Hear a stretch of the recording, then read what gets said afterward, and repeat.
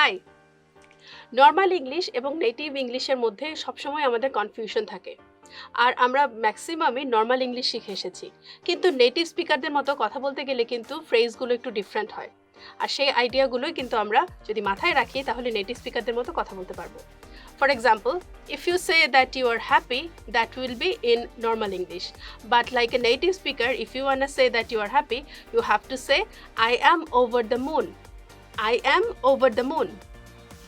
If you say you are busy, that will be normal English.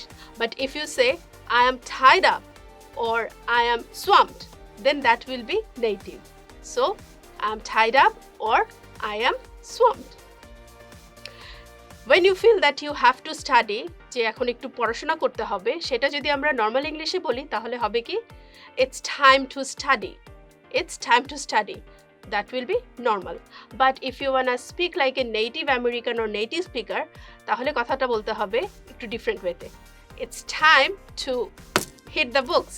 Well, এরকম করে hit করব না, but এক্সপ্রেশনটাই হচ্ছে যে বই পড়বো এখন বা পড়াশোনা করতে হবে।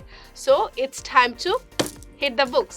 এটা আমি দেখাচ্ছি যাতে আপনারা এইভাবে করে মনে রাখতে পারেন যে নেটিভ স্পিকারদের মতো কিভাবে কথাটা বলতে হবে। সো যদি পড়াশোনা করতে করতে মনে হয় যে this is not the perfect book, আমাকে লাইব্রেরিতে যেতে হবে, সো নর্মাল ইংলিশে বলতে হবে it's time to go to the library or I am going to the library.